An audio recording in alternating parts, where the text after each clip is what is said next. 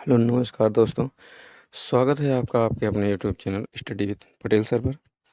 आज आप लोगों के सामने 10th सीरीज का अगला वीडियो प्रस्तुत है, जिसमें आप पढ़ने जा रहे हैं पास्ट कंटिन्यूअस टेंस, जिसमें आपको पता चल रहा है नाम से ही कंटिन्यूअस मतलब काम जारी है।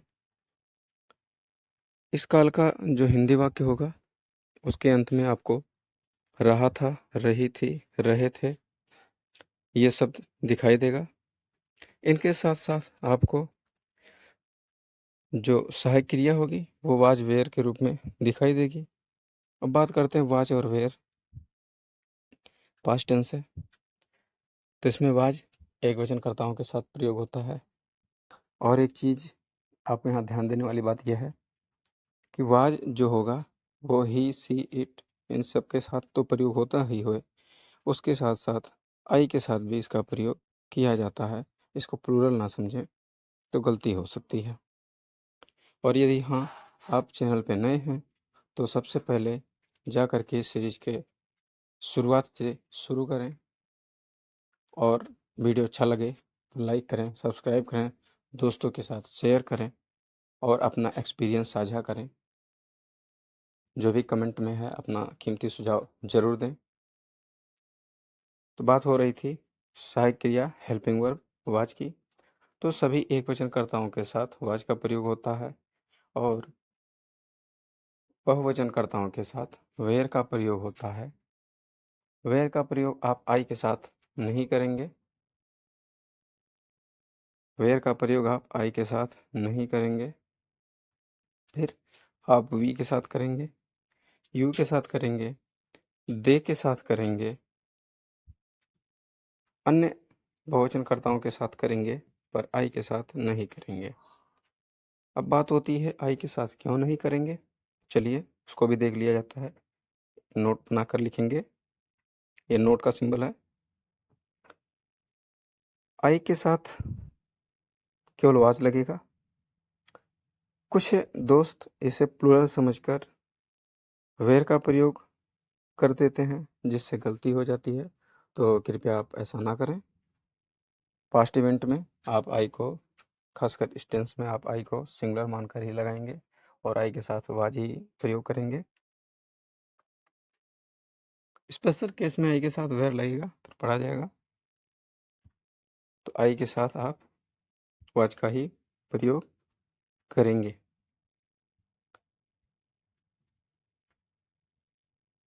और एक बार फिर बता दें, यदि आप पहली बार वीडियो देख रहे हैं, चैनल पर पहली बार आए हैं, नए मेहमान हैं, तो सबसे पहले जाकर आप इस सीरीज की पहली वीडियो से शुरुआत करें। आपको अच्छे से समझ में आएगा। और आप चैनल को लाइक करें, सब्सक्राइब करें, दोस्तों के साथ शेयर करें और अपना कीमती जो सुझाव है वो कमेंट सेक्शन में ज़रूर मेंशन करें। अब बात होने लगी मुख्य क्रिया की। मुख्य क्रिया का प्रथम अवस्था के साथ आईएनजी का प्रयोग होगा। मुख्य क्रिया के प्रथम अवस्था के साथ आईएनजी का प्रयोग होगा, या तो मुख्य क्रिया के बेस फॉर्म में आईएनजी का प्रयोग होगा, या तो मुख्य क्रिया की चौथी अवस्था आईएनजी फॉर्म का प्रयोग होगा। अलग अलग किताबों में अलग अलग तरीके से दिया होता है। अफर्मेटिव सेंटेंस, इसके बाद अब आप सेंटेंस देखेंगे। अफर्मेटिव सेंटेंस जिसको आप स्वीकारात्मक वाक्य या साधारण वाक्य के नाम से जानते हैं। नाम से ही पता चलता है, सिंपल वाक्य, सिंपल सेंटेंस, साधारण वाक्य। वाक्य साधारण है, काम भी साधारण होगा, ट्रांसलेशन भी साधारण होगा। डरने की बिल्कुल भी ज़रूरत नहीं है, बहुत ही सिंपल और साधारण होगा। उसके लिए हमें इस सेंटेंस का स्ट्रक्चर जान लेना चाहिए। तो स्ट्रक्चर कुछ इस प्रकार है। सब्जेक्ट प्लस वाज वेयर में से कोई एक प्लस मुख्य क्रिया, वर्ब का आईएनजी फॉर्म, वर्ब का ING form plus object, plus object. Object के बाद यदि सेंटेंस बड़ा है, अदर वर्ड्स भी हैं, तो उनको ऑब्जेक्ट के बाद आप रखेंगे other words plus other words. अब आप तो ये हो गई बात फार्मूले की। कभी कभी आप वाक्य में सब्जेक्ट खोज नहीं पाते हैं, तो वाक्य के शब्द से जब आप पूछेंगे कौन शब्द लगाकर, वाक्य के साथ कौन शब्द लगाकर पूछेंगे, तो जो जवाब में आएगा वो होगा आपका सब्जेक्ट। जो जवाब में आएगा वो होगा आपका सब्जेक्ट। और वर्ब हमेशा लगभग वाक्य के पीछे होता है, जैसे पढ़ रहा था, खेल रहा था, जा रहा था, रो रहा था, सो रहा था। पीछे आपको मेन वर्ब मिल जाता है और उसी की आईएनजी फॉर्म आपको लगानी होती है। बात हो रही है सिंपल वाक्य की, तो आपने लिखा वह बाजार जा रहा था। अब आप पूछेंगे कौन बाजार जा रहा था, आपको जवाब मिलेगा वह बाजार जा रहा था। तो इसमें जो शब्द मिला वह, यही आपका सब्जेक्ट है और सब्जेक्ट की अंग्रेजी आप तुरंत लिख लेंगे। आपने पहले ही पढ़ा ही सी इट के साथ आप वाज का प्रयोग करेंगे, तो वाज लिख लिए। उसके बाद काम हो रहा है जाने का, तो जाने की अंग्रेजी गो और उसी में आईएनजी बढ़ा लेंगे, गोइंग हो जाएगा। ऑब्जेक्ट कहाँ जा रहा है, आपका जवाब होगा बाजार जा रहा है, टू मार्केट। इस प्रकार एक सिंपल वाक्य का ट्रांसलेशन बड़े सिंपल तरीके से बन गया। आप दूसरा वाक्य लिख रहे हैं, वे फुटबॉल खेल रहे थे। वे फुटबॉल खेल रहे थे। जब आपसे पूछा जाएगा फुटबॉल कौन खेल रहे थे या कौन फुटबॉल खेल रहे थे, आपका जवाब होगा वे, तो यही आपका सब्जेक्ट होगा और इसकी इंग्लिश आप लिखेंगे दे। आपने पढ़ा है वी, यू, दे अन्य बहुवचनकर्ताओं के साथ वेयर का प्रयोग हुआ, तो आप वेयर लगाएंगे।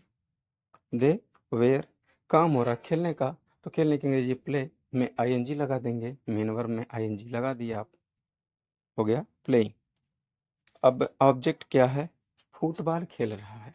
क्या खेल रहा है, फुटबॉल, तो फुटबॉल की अंग्रेजी आप पीछे लिख देंगे और ये सिंपल वाक्य का सिंपल सा ट्रांसलेशन आपने बना लिया। क्या कोई तकलीफ समस्या महसूस हुई, बिल्कुल नहीं, बहुत ही ईजी है और आप इसे कर सकते हैं। बस एक बार पूरे शिद्दत से लगने की ज़रूरत है। चलिए दूसरे प्रकार पे चलते हैं। दूसरा प्रकार जो होता है वो होता है नेगेटिव सेंटेंस का। नेगेटिव सेंटेंस नकारात्मक वाक्य, नाम से ही पता चल रहा है नकारात्मक, इसमें नेगेटिविटी होती है, कार्य में ना होने की संभावना होती है या नहीं की संभावना होती है। वाक्य में ऐसे नकारात्मक शब्द नहीं आपको जरूर दिखेंगे और दिखने चाहिए। यदि आपको नहीं दिख रहा है तो ज़रूरत है आपको अपनी जांच करवाने की। हो सकता है आपकी आंखों में प्रॉब्लम हो, पर यदि नकारात्मक वाक्य है तो आपको नहीं दिखना चाहिए। ये जो part formula subject plus was were, और यहीं पे आप नाट का प्रयोग करेंगे। वाज वेयर के तुरंत बाद नाट का प्रयोग करेंगे। उसके बाद मेन वर्ब में आईएनजी, मेन वर्ब में आईएनजी, उसके बाद ऑब्जेक्ट प्लस अदर वर्ड। आपको एक बार फिर से लिख दिया नॉट, ताकि क्लियर रहे। फार्मूला आपने लिख लिया, फार्मूला आपने लिख लिया। अब बात करते हैं उदाहरण की। वह बाजार नहीं जा रहा था, लिखेंगे वह बाजार नहीं जा रहा था। अब आप इससे पूछेंगे बाजार कौन नहीं जा रहा था या कौन बाजार नहीं जा रहा था, आपका जवाब आएगा वह बाजार नहीं जा रहा था। आपका सब्जेक्ट हो जाएगा वह, सब्जेक्ट आपका हो जाएगा वह। फिर आप इससे पूछेंगे वह बाजार क्यों, कौन बाजार जा रहा था, आपका जवाब हो गया वह, सब्जेक्ट हो गया आपका वह। तो आप सब्जेक्ट लिखेंगे ही, उसके बाद आपने पहले ही पढ़ा वाज वेयर का प्रयोग होता है ही सी इट के साथ, तो आप वाज का प्रयोग करेंगे, फिर नॉट का प्रयोग करेंगे। काम हो रहा है जाने का, तो जाने की अंग्रेजी गो में आईएनजी लगाएंगे। उसके बाद कहाँ जा रहा है, ऑब्जेक्ट आपका होगा मार्केट, टू मार्केट। अगला वाक्य आप लिखेंगे सीता खाना बना रही थी। सीता खाना बना रही थी। जो जो लोग खाना भी नहीं खाए हैं तो सीता की रसोई में जाइए और खाना खाइए। सीता खाना बना रही थी। सीता सब्जेक्ट होगा कौन, Sita, was not cooking food.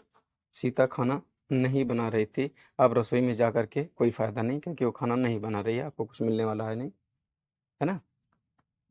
चलिए अगले वाक्य की तरफ चलते हैं। हम सब नहीं नाच रहे थे। भाई जब खाएँगे नहीं तो नाचेंगे नहीं, ये पेट में चूहे कूद रहे हैं। हम सब नहीं नाच रहे थे। आपने लिखा हम सब नहीं नाच रहे थे। We were not dancing. हम नहीं नाच रहे थे क्योंकि पेट में चूहे नाच रहे थे, है ना? चलिए अगले वाक्य की तरफ चलते हैं। Interrogative sentence. अगला वाक्य आपका इंट्रोगेटिव सेंटेंस होगा। और इंट्रोगेटिव सेंटेंस वैसे भी दो प्रकार का होता है। कितने प्रकार का? दो प्रकार का। एक होता है यस या नो टाइप, जिसमें क्या सबसे पहले आते हैं। आपसे पूछा जाएगा क्या वह पढ़ रहा था, तो आपका जवाब होगा या तो हाँ या तो ना, आइदर यस और नो। यस और नो, यही होगा आपका जवाब। पूछा जाएगा क्या वह स्कूल जा रहा था, आपका जवाब होगा यस और नो। दूसरा होता है जब क्वेश्चन वर्ड वाक्य के बीच में आ जाते हैं। बीच में आते हैं तो उनको सबसे पहले किनारे कर देना है। बिल्कुल परेशान होने की ज़रूरत नहीं है।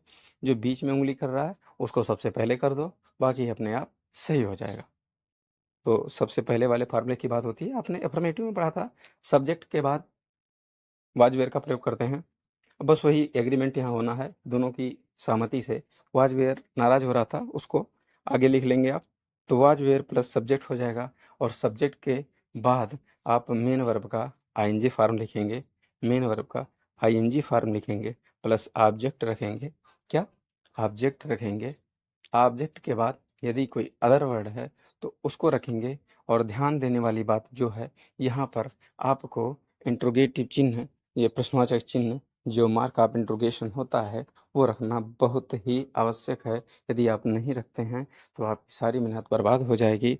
आपका बना बनाया काम बिगड़ जाएगा, ट्रांसलेशन आपका गलत हो जाएगा। फिर आप बाद में दोष देंगे कि हमने सब सही किया था, टीचर ने ही गलत कर दिया। हो सकता टीचर कभी किसी के अहित की बात नहीं करते, आपके भले की बात करते हैं। हो सकता है कुछ लोग ऐसे हों, अगर हैं तो वास्तव में वो अपने आप में टीचर नहीं हैं, क्योंकि टीचर कभी किसी का द्वेष नहीं चाहता, कभी किसी का अहित नहीं चाहता। चलिए दूसरे प्रकार के वाक्य की बात होती है, उसका सेंटेंस स्ट्रक्चर देख लिया जाए। उसके सेंटेंस स्ट्रक्चर में क्या होता है, जो पहले प्रकार का होता है उसी का थोड़ा सा बदलाव होता है। उसी में क्वेश्चन वर्ड को सबसे पहले कर दिया जाता है। रिपीट, क्वेश्चन वर्ड को सबसे पहले कर दिया जाता है, फिर वाज वेयर का प्रयोग होता है, फिर सब्जेक्ट का प्रयोग होता है, फिर मेन वर्ब के आईएनजी फॉर्म का प्रयोग होता है। उसके बाद ऑब्जेक्ट होता है। ऑब्जेक्ट के बाद अदर वर्ड। फिर यहाँ पर भी आपको क्वेश्चन मार्क लगाना बहुत ही आवश्यक है। क्वेश्चन मार्क लगाना बहुत ही आवश्यक है। इसके बाद आप वाक्य पर आएंगे। आपने लिखा क्या वह खेल रहा था, आप लिखेंगे क्या वह खेल रहा था। आपको वाक्य के पीछे मिला रहा था, इसका मतलब है पास्ट कंटिन्यूअस टेंस। उसके बाद आपने सबसे पहले लिखा है क्या, सब्जेक्ट आपका वह, इसके लिए आप लिखेंगे वाज। वाज के बाद सब्जेक्ट वह लिखेंगे ही, काम हो रहा है खेलने का तो playing, was he playing, was he playing. दूसरा वाक्य आप लिखेंगे क्या वे धूम्रपान कर रहे थे, क्या वे धूम्रपान कर रहे थे। रिपीट, क्या वे धूम्रपान कर रहे थे। यहाँ पर आप सब्जेक्ट देखेंगे वे से आपको पता चलेगा बहुवचन करता है। बहुवचन कर्ता से आपको पता चलेगा वेयर लगाना है, तो वेयर कहाँ लगाना, सबसे पहले लगाना है, तो आप सबसे पहले वेयर लिख लेंगे। उसके बाद दे लिखेंगे दे। उसके बाद काम क्या हो रहा है, स्मोकिंग, धूम्रपान कर रहे हैं, नशा कर रहे हैं। ये गलत बात होती है, हालांकि इससे आपको कुछ सीखना नहीं है, ट्रांसलेशन तक ही सीखिए, उसके आगे नहीं सोचने की जरूरत है।